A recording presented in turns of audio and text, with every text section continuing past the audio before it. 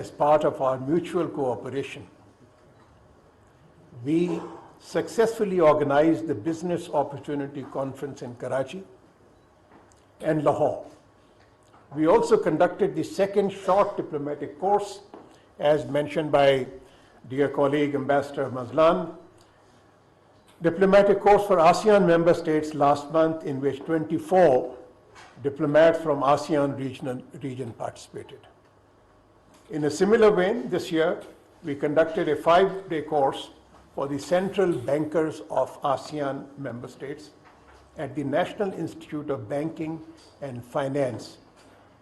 Currently, we are in the process of designing a calendar of activities with ASEAN for the next couple of years. Excellencies, ladies and gentlemen, Pakistan wants to work with all countries on the basis of mutual benefit, mutual respect, and trust. This is the most prudent way to leverage our strengths to the advantage of our people. Pakistan is currently facing economic, demographic, and environmental headwinds.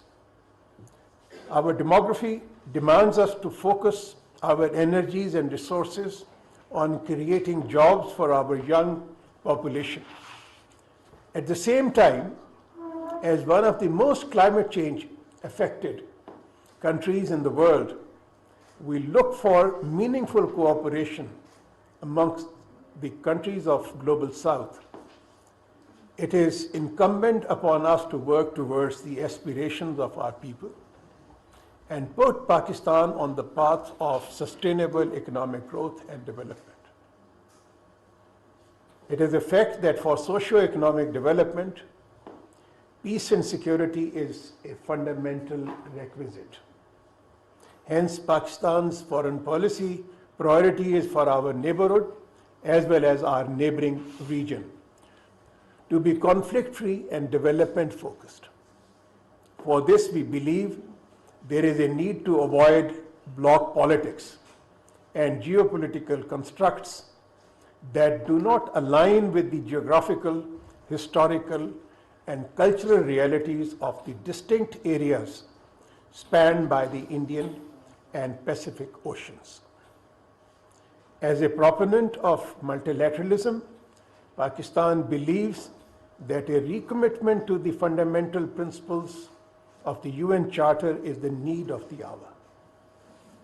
It is equally important that we reaffirm our support for an international order that is based on peaceful coexistence, amicable settlement of disputes, win-win cooperation, and shared prosperity. Excellencies, ladies and gentlemen, a peaceful, stable Asia-Pacific is a priority for Pakistan, and we stand ready to work with ASEAN member states for confidence and conflict prevention. Confidence building and conflict prevention.